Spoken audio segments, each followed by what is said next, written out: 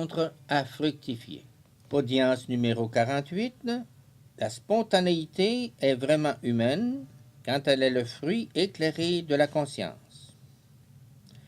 Il résulte de ces réflexions que l'éthos est lié à la découverte d'un nouvel ordre de valeurs.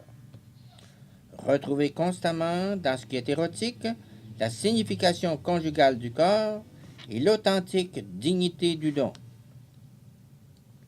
Alors l'être humain, homme et femme, vit la plénitude de cet éros, qui signifie élan de l'esprit humain vers ce qui est vrai, bon et beau, en vertu de quoi même ce qui est érotique devient vrai, bon et beau. Il est donc indispensable que l'éthos devienne la forme constitutive de l'éros.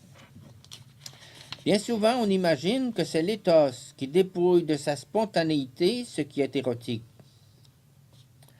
Celui qui accepte l'éthos de l'énoncé de Matthieu 5, 27, 28 doit savoir également qu'il est appelé à la pleine et mûre spontanéité des rapports qui naissent de l'attraction de la masculinité et de la féminité.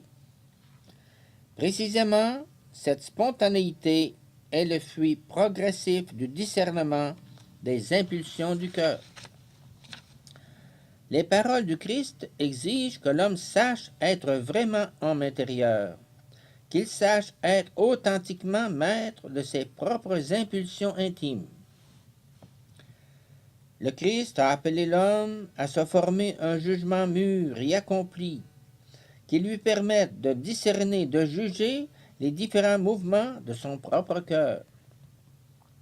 Le discernement dont nous parlons a un rapport essentiel avec la spontanéité. Quand le désir sexuel est lié à une noble satisfaction, il est différent d'un désir pur et simple. L'excitation sexuelle est bien différente de l'émotion profonde. Si nous affirmons que les paroles du Christ selon Matthieu 5, 27, 28 sont rigoureuses, elles le sont aussi en ce sens que s'y trouvent précisément les exigences profondes concernant la spontanéité humaine. C'est précisément au prix de la maîtrise de soi que l'homme atteint cette spontanéité plus profonde et mûre, grâce à laquelle son cœur, dominant les instincts, redécouvre la beauté spirituelle du signe constitué par le corps humain dans sa masculinité et sa féminité. Le corps humain participe, pour ainsi dire, d'une autre spontanéité dont l'homme charnel ne peut rien ou presque rien savoir.